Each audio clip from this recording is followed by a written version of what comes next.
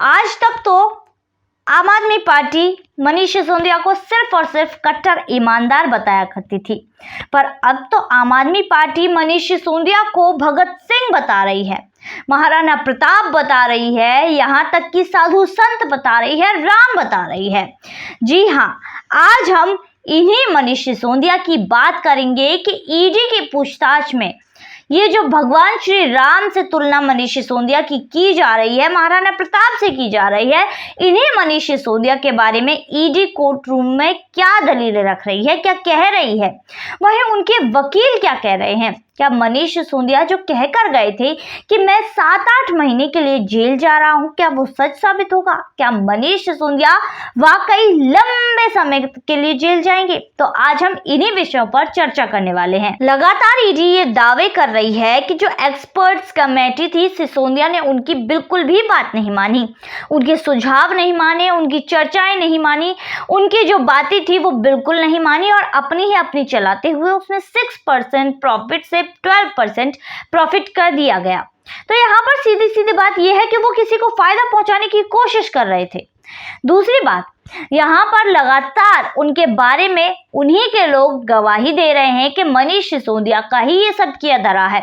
उनके पूर्व आबकारी कमिश्नर, इसके अलावा उनके सेक्रेटरी ये भी कह चुके हैं कि जीओएम ने बार बार इस चीज की रिपोर्ट मांगी, पर मनीष सिसोदिया ने रिपोर्ट नहीं दी और जो बैठक हुई उनमें भी इस चीज की बिल्कुल भी चर्चा नहीं की गई। उनके सीए ने भी इसके बारे में बयान दिया है। वहीं ईडी के मुताबिक ये जो प्रॉफिट है 12% जो किया गया वो मनीष सिसोदिया के द्वारा ही किया गया।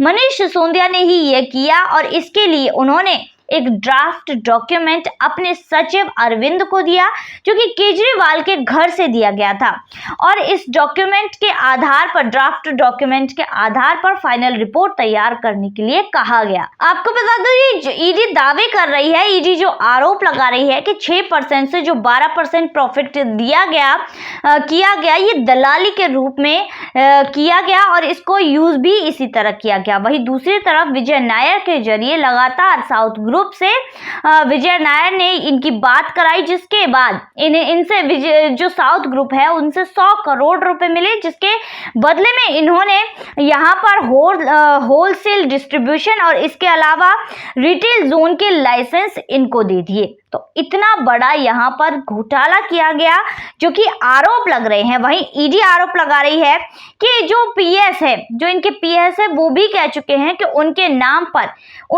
पर यहाँ पर इन लोगों ने, यानी कि मनीष सिसोदिया ने सिम खरीदी थी और उसको इस्तेमाल भी किया गया था। यहाँ पर लगातार ईडी कह रही है कि 1 साल में मनीष सिसोदिया में जांच में पता चला है कि 1 साल में मनीष सिसोदिया ने कुल 14 फोन खरीदे हैं और उन्हें डिस्ट्रॉय भी किया है। 14 फोन। भाई, आम आदमी पार्टी, ये लोग बोलते हैं कि हम आम आदमी पार्टी हैं, आम आदमी होगा वो एक नहीं 2-3 साल में जाकर अपना फोन बदलता है, उसको जब तक वो पूरी तरह खराब ना हो जाए तब तक चलाता है। और ये आम आदमी अपने आप को बोलने वाले महाशय 1 साल में 14 फोन चलाते हैं। 1 साल में 12 महीने होते हैं और उससे भी ज्यादा ये फोन चला रहे हैं। तो यहाँ पर ये आम आदमी अपने आप को होने का दावा करते हैं और इनके खर्चे हैं बड़े रईसों से भी ज्यादा। तो मनीष सिसोदिया के जो वकील है लगातार मनीष सिसोदिया को कट्टर ईमानदार बताते हुए उनके बचाव में जुटे हुए हैं, जोरों शोरों से जुटे हुए हैं। लगातार कह रहे हैं कि भैया हमारे मनीष सिसोदिया जी तो बहुत ही ईमानदार हैं, बहुत ही अच्छे आदमी है, उनके खिलाफ आपको कोई भी तो सबूत नहीं मिला, उनके खिलाफ कोई सबूत आप जुटा नहीं पा रहे हैं, मनी ट्रेल कहाँ है जो आप आरोप लगा रहे हैं।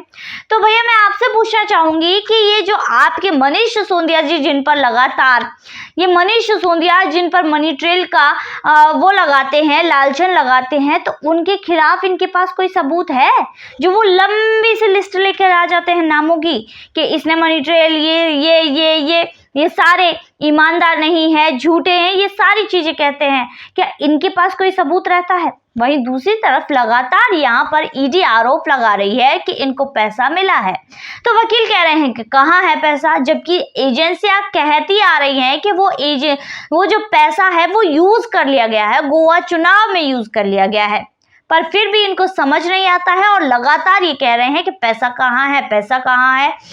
जो एजेंसियां हैं वो जांच कर रही हैं कि क्या वाकई इनके पास पैसा आया था जिस तरह के आरोप लग रहे हैं, पर उन्हें ये भी पता है कि वो पैसा इस्तेमाल कर लिया गया है गोवा चुनाव में, जो कि वो शुरू से कहते आ रहे हैं। इसके अलावा ईडी दावे कर रही है केसीआर की बेटी के कविता से भी इसके तार जुड़े होने की, क्योंकि के कविता से जुड़े हैं गुच्ची बाबू, और गुच्ची बाबू के जो फोन में इस चीज के सबूत मिले हैं। जो आबकारी नीति यहाँ पर लॉन्च की गई थी, जिसके जो डॉक्यूमेंट्स हैं दक्षिण ग्रुप के पास भी भेजे गए, वो गुच्ची बाबू के फोन में 2 दिन पहले से ही मौजूद थे।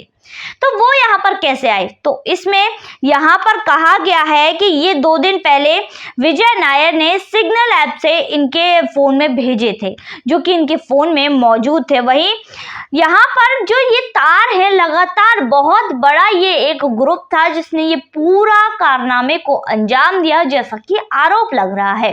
लगातार इस पूरे ग्रुप ने एक दूसरे के कांटेक्ट में आए, लगातार पूरी स्ट्रेटेजीज के साथ ये पूरा काम किया गया है, ये घोटाला किया गया। तो भाई ये पूरा जो नेटवर्क काम कर रहा था, अब इनकी जो सारी चीजें हैं निकल कर सामने धीरे धीरे आ रही हैं। तो अब सीबीआई की जांच के साथ ईडी की जांच भी मनीष सिसोदिया पर चल रही है। तो सीबीआई और ईडी में क्या डिफरेंस होता है वो मैं आपको बताती हूँ। दरअसल सीबीआई जो कि सीआरपीसी के तहत काम करती है, ऑपरेट करती है, यहाँ पर ये जो भी बातें यहाँ पर ये होता है, इसमें जो आरोपी है उसको साबित नहीं करना पड़ता है कि वो निर्दोष है, बल्कि जो सीबीआई के ऑफिसर्स हैं इनको साबित करना होता है कि आरोपी ने दोष किया है, या आरोपी ये जो आरोपी कह रहा है ये मुजरिम है, यही अपराधी है। वहीं दूसरी तरफ ईडी के साथ इसका बिल्कुल उल्टा है। ईडी के साथ ऐसा बिल्कुल भी नहीं है। ईडी में ये होता है कि ईडी में आरोपी को साबित करना पड़ता है कि भाई मैं निर्दोष हूं। अगर ईडी के चंगुल में एक बार कोई फंस जाए, जो कि बहुत मुश्किल होता है अपने आप को निर्दोष साबित करना, तो ईडी के चंगुल में एक बार फंस जाए तो भाई उसका निकलना बहुत ही मुश्किल हो जाता है। तो ये सारी चीजें होती है। तो अब लगातार ईडी अपने दावे चल रही है और अपने दावों के साथ आरोप पर आरोप मनीष सिसोदिया पर लगा रही है। तो यहाँ पर ये सारी चीजें हैं जो निकल कर सामने आ रही हैं। इस घोटाले के आरोप में जो भी चीजें हैं वो निकल कर सामने आ रही है। तो यहाँ पर अब ये पता लगेगा, अब ये जो मनीष सिसोदिया जो कहकर गए थे कि मैं 7-8 महीने के लिए अंदर जा रहा हूँ, क्या ये सच साबित होगा? क्या ये जांच और आगे बढ़ेगी? क्या ईडी की जांच और आगे बढ़ते हुए मनीष सिसोदिया को लंबे समय के लिए जेल ले जाएगी? तो आगे इसी चीज की जानकारी रखने के लिए, इसी टॉपिक पर हमारे साथ बने रहने के लिए हमारे साथ जुड़िए, हमारे चैनल को सब्सक्राइब कीजिए, हमारी वीडियो को लाइक कीजिए और बेल आइकन जरूर दबाइए। धन्यवाद।